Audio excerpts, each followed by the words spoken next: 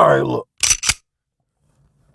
Now that the preseason is over, it's time to get serious. And enough with the Jaxson Dart conversation. All right, we're going to go ahead and put him in the garage till next season. He will be fine until next season. We're having a whole off season, a whole training camp, a whole preseason. We'll have a whole Jaxson Dart mania build up going into 26. All right, it's going to be fun. It is. But as of today, as of September 1st, 2025 Labor Day, is Russell Wilson's team. All right, now, this season is about winning. All right, I'm not talking winning Super Bowls and all. No. I'm just saying, my opinion, a successful season is doing what Daniel Jones did 3 years ago. I need a playoff win and a good showing in the second round, and I'm happy. Anything less than a playoff win and a good showing in the second round, I'm going to be disappointed. And the thing is, like, Russell Wilson is not Daniel Jones. He's not. At the end of the day, bad Russell Wilson is still an 8 to 10 win quarterback. Outside of the 1 year with Nathaniel Hackett, Russell Wilson wins games. Why won't he do that for us? Why won't he do that for us? I don't care about the schedule. There's been a lot of hype. There's been a lot of fuss around the schedule. From somebody who's made a living off betting sports the past 13 years.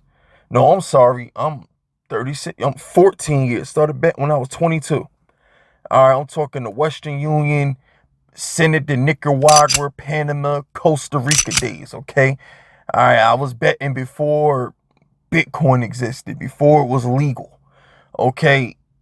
In my 14 years of betting, it is one thing I know about the NFL is we know nothing.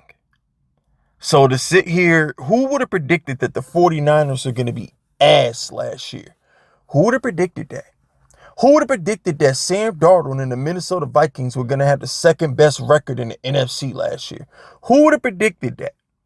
I know people were high on the Lions, but who would have predicted 15 wins? So at some point, you don't know. Everybody thought the Jets was going to be good. Were they good? No. Everybody thought the Bears are going to be good. Were they good? No. The Seahawks, they weren't good. So I said all that to say this. I don't care. Oh, the Bengals. Were the Bengals good? No. So you can't sit here and look at the schedule and say that the Giants have the hardest schedule in the league. There's no such thing as the hardest schedule in the league. There's no such thing. Because we don't know what these teams are. We don't know. Like, I'll use the 49ers as another example. Like, I hate to keep going back to it, but just, for real. Look at the 49ers. They don't have Brandon Ayuk until what, week 6? They're missing linemen. They're praying McCaffrey's healthy. It's not the same team that it was going into last year. They lost 11 starters? They're not that good no more. Washington, they're not that good. The Cowboys, didn't they just lose Micah Parsons? They're not that good. So when you look at the Giants schedule, I look at Russell Wilson and I say, okay, am I really going to be scared of the NFC West with Russell Wilson?